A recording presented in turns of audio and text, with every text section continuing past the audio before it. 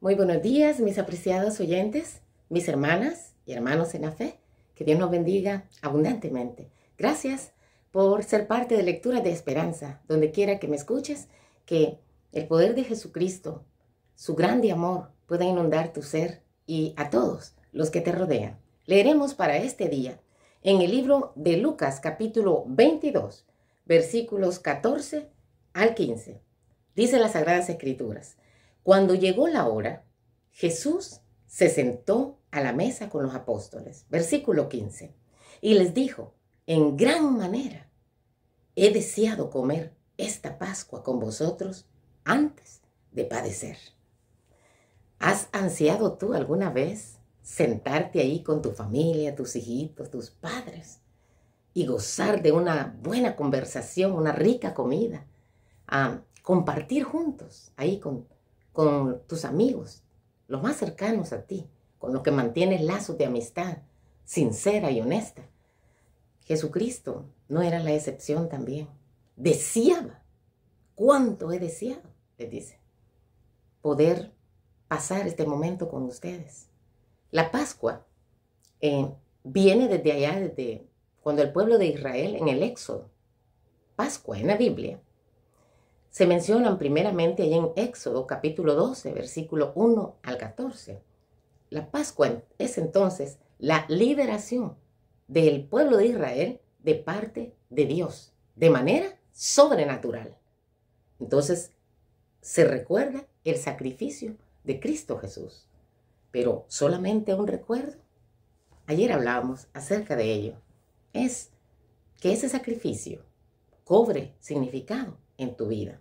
¿Por qué anhelaba tanto el Señor comer la cena pascual con sus discípulos?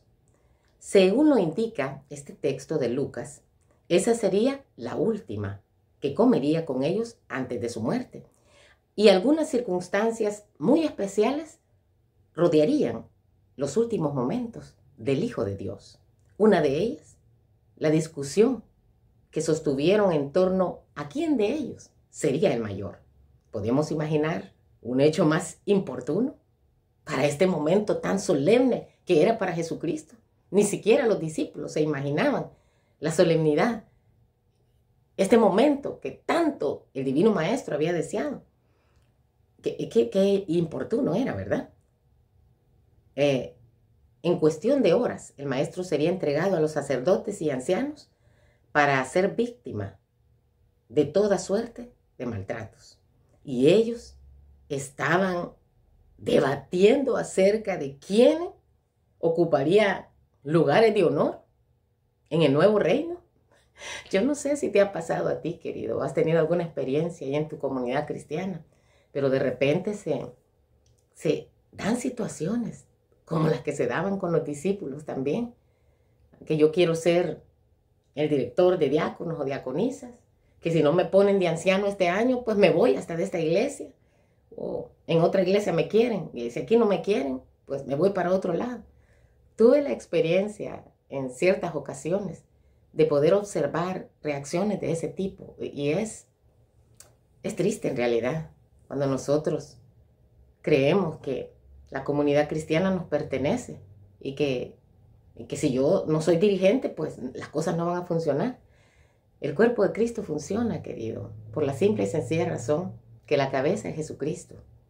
Entonces, los que son guiados por el Espíritu Santo jamás andarán peleando ni puestos ni privilegios. Es un privilegio, es un honor en realidad servir al Rey de Reyes y Señor de Señores, a nuestro prójimo cuando lo necesita y está en nuestras manos. Pero no es para estar discutiendo por quién es llamado a servir en una posición tal vez en la mente humana más exaltada o más elevada. No hay puestos elevados ni exaltados, aunque la palabra de Dios dice que el que piensa en ser obispo, pues buena cosa anhela, ¿verdad? Servicio de Dios, más compromiso, más responsabilidad, por supuesto.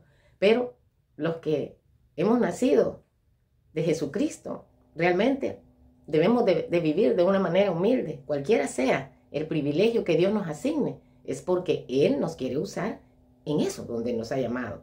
¿Cómo podía entonces el Maestro enseñar que hay un más grande privilegio en servir que en ser servido, y que más bienaventurado es dar que recibir. La hora de la prueba se acercaba y ellos no estaban en absoluto preparados para enfrentarlo. Entonces, el Señor de la Gloria, poniéndose de pie, se quitó su manto, se ciñó una toalla y puso agua en una vasija y comenzó a lavar los pies de los discípulos. Esto nos enseña, amado, que servir en realidad es un grande privilegio. Servir a Jesucristo y servir a la humanidad. ¿Cuándo fue la última vez de que tú sentiste el gozo de poder servirle? Servir a Dios en la obra, participar en el avance misionero, de llevar el mensaje de salvación a otras personas a través de las diversas ramas que hay. Salud, educación, predicación, diversos.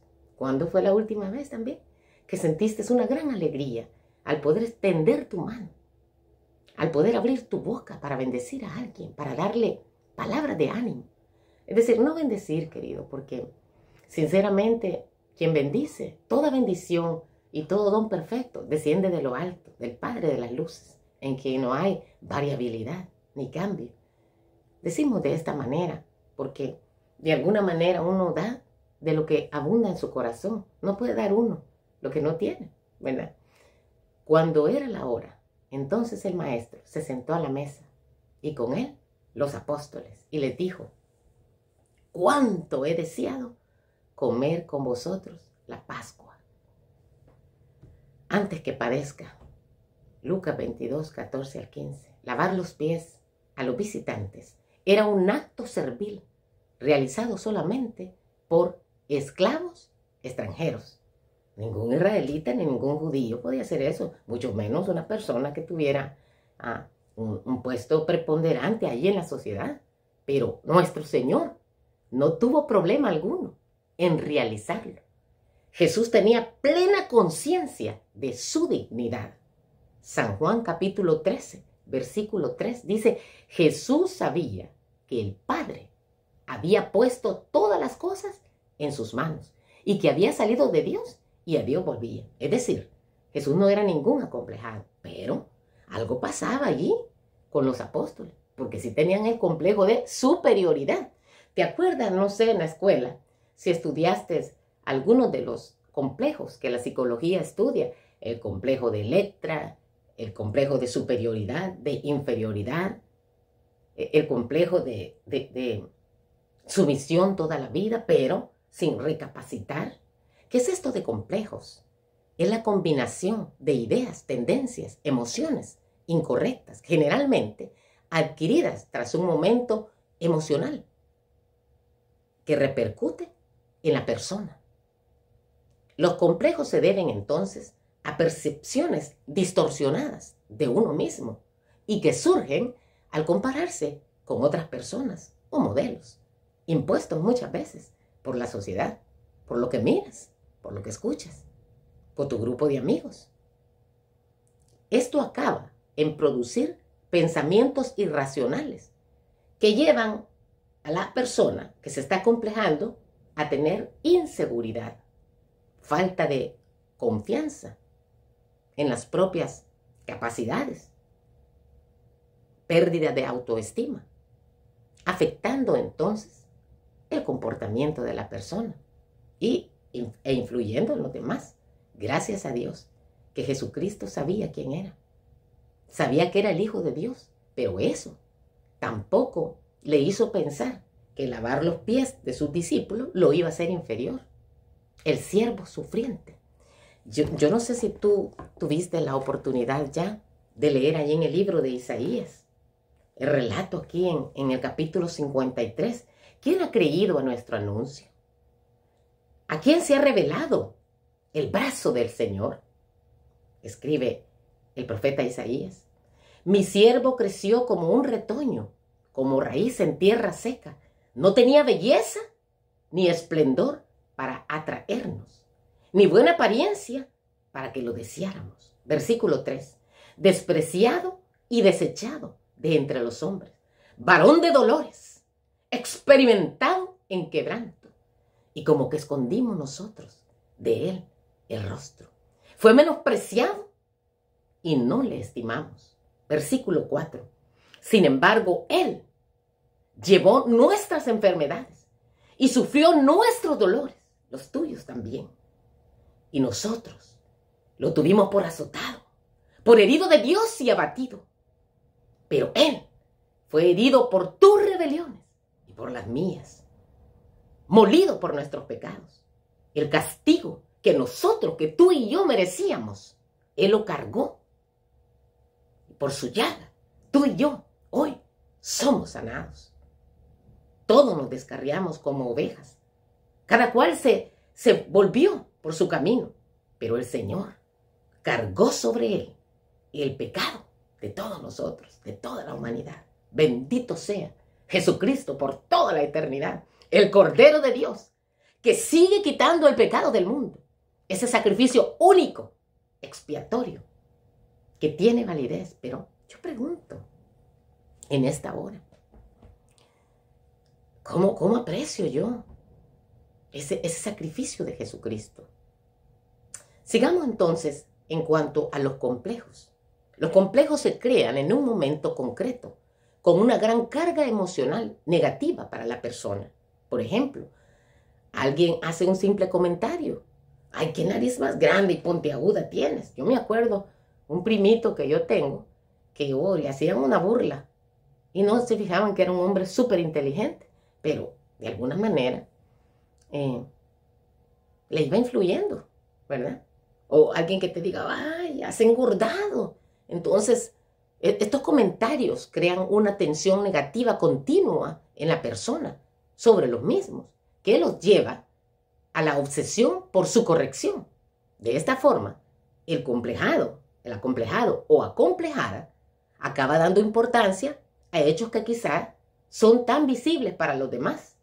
Venzamos esos complejos físicos o mentales que tenemos en el nombre del Señor. Desarrolla confianza en Dios. Esta es una manera como puedes tratar todo complejo, especialmente cuando ya uno es preadolescente o adolescente o joven, que tiene tantas inseguridades por a veces nosotros como padres no haberles enseñado a nuestros hijos que tienen que tener confianza en Dios, que son criaturas del Rey del Universo, comprados por su sangre, valen la sangre de Cristo. Entonces hay que desarrollar, la psicología dice que desarrolles confianza en ti mismo, pero escúchame, querido, amada que me escuchas, joven, cuando nosotros empezamos a confiar en nosotros mismos, nosotros somos falibles. Hoy estamos alegres y mañana tristes, llorando o contentos. La sugerencia es que desarrollemos confianza en Dios, el que no falla. Dios no te ama por tu estado de ánimo, si le obedeces o no le obedeces, aunque Él quiere que nosotros nos volvamos a Él. Pero aún así, Dios te ama. Eso es innegable.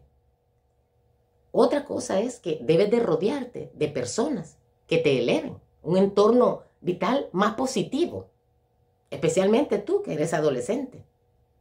Deja de preocuparte por lo que piensan los demás. Cuando conscientemente tú has actuado honestamente o justamente, no puedes estar viviendo por lo que los demás digan, porque vas a caer en un problema grave. Si no te toca la hora de tu muerte todavía, vas a estar tremendamente angustiado la vida que te falte por vivir, enfermo totalmente.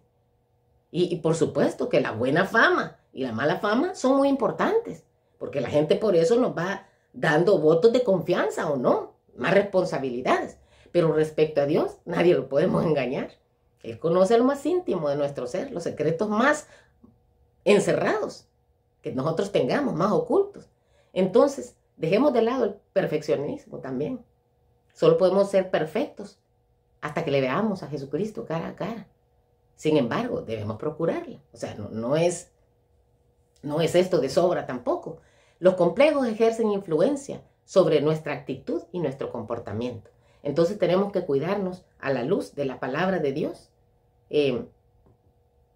¿Cómo es que nosotros nos comportamos? No porque lo que nos digan, ni por lo que nosotros creamos que lo que nos están señalando, eso así es. Mientras que la preocupación de los discípulos era quién ocuparía el puesto más elevado, la del maestro era de desterrar de sus corazones egoístas el espíritu de orgullo y su suficiencia propia. Por eso es que te aconsejo, desarrolla confianza en Dios, en el Altísimo, en su santa palabra, en sus promesas, pero no confíes en ti. Incluso la palabra de Dios dice que es maldecida la persona que confía en un hombre. Por eso es que hay que poner primeramente el reino de Dios y su justicia. Y lo que dice la palabra de Dios, ningún ser humano tiene el poder de santificar. Ningún ser humano tiene el poder de decir esto es bueno y esto es malo. Podemos nosotros hacer juicios de valor, percepciones diferentes. Como dice un dicho, cada cabeza es un mundo. Pero cuando hemos nacido de Dios, incluso nuestra opinión está basada en la santa palabra de Dios. No en lo que nosotros hayamos estudiado o lo que no hemos estudiado o la experiencia que nuestros padres nos hayan venido dando, ¿verdad? Así que ahora la pregunta es, amada que me escuchas, apreciados niños, para ti y para mí, para nosotros, hoy es si la humillación de Jesús al tomar el papel de siervo con tal de salvarte, también abrirá nuestros ojos. No solo para entender lo que significa la verdadera grandeza, sino sobre todo para comprender cada vez más la anchura, la longitud, la profundidad y la altura del amor de Cristo, como dice Efesios 3:18. Por ti, jovencito, caballero, respetable anciano, querida dama, niños, gracias demos a nuestro Salvador, nuestro Señor, porque aunque estuvo consciente de su dignidad real, Él tomó el papel de siervo con tal de salvarte. Ahora tú apreciarás ese sacrificio. Esa es mi oración. La paz de Cristo quede contigo. Recordemos, fuera con los complejos. Jesucristo nos enseñó que el rey más enaltecido que había del universo, con tanta gloria y adoración, no tuvo a mal hacer el servicio de un siervo por amor únicamente a salvarte a ti, a redimirte. ¿Y nosotros qué haremos? ¿Bajaremos entonces de la nube donde andamos por amor a Cristo? Porque Él nos enseña que la verdadera grandeza está en servir. La paz de Cristo quede contigo, si Él lo permite. Aquí nos encontramos próximamente. Amén.